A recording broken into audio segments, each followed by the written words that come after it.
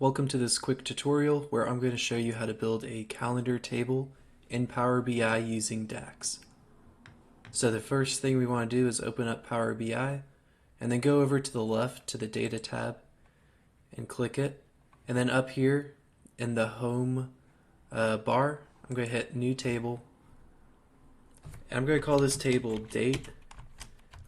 And to initialize it, we're going to use the calendar function. And what the calendar function does is it takes a start date and an end date and spits out all of the dates in between those two. So for a start date, I'm going to say 2018-01, so January, and we're going to start at the 1st. And then our end date, we want to set it out a ways so we don't have to touch this again. So I'm going to say December 31st, 2030. And once you hit enter, you're going to have a column with all the dates in between these two dates. And so the next column that we're going to want to make is a year column. And we're just going to pull that year out from the date column. So I'm going to reference date. And then within these quotation marks, I'm going to put in 4 Ys and hit enter, and you'll get the year. And since this is business, you're probably going to need the quarter. And with that, you can use the format function again, refer back to date,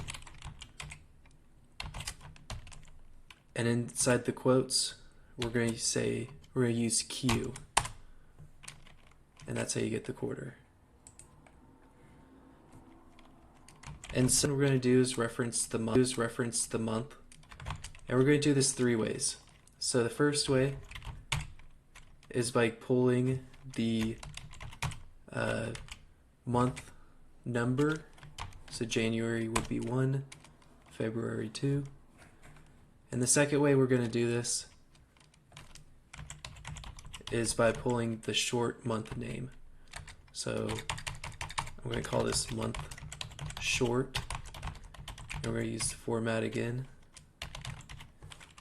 reference the date, and inside the quotes we're going to use 3 M's.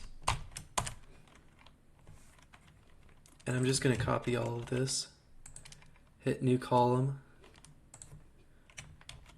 paste it in, and I'm going to change it to long, and in here I'm just going to add 1 more M, and we're going to get the month long that way. And so the next one we want to use is month year, and this way you get it on a granular level by each month and each year. So since there's multiple years for each month, if you need to be specific, you're going to want to have these two together. And the way you're going to use this is with the format function again, refer to date, and inside the quotes, we're going to have the short month and then the very short year, so 2 Ys. And that's how you can get the month year. And so the next one will be day name, and we're going to use format again.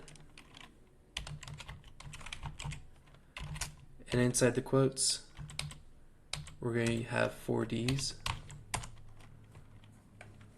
And if you take off one of these Ds, you can have a short day name. My preference is just long, but yours might be short.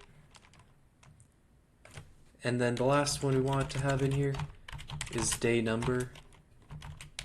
And we can use the weekday function, refer back to the date, and we'll get the week number.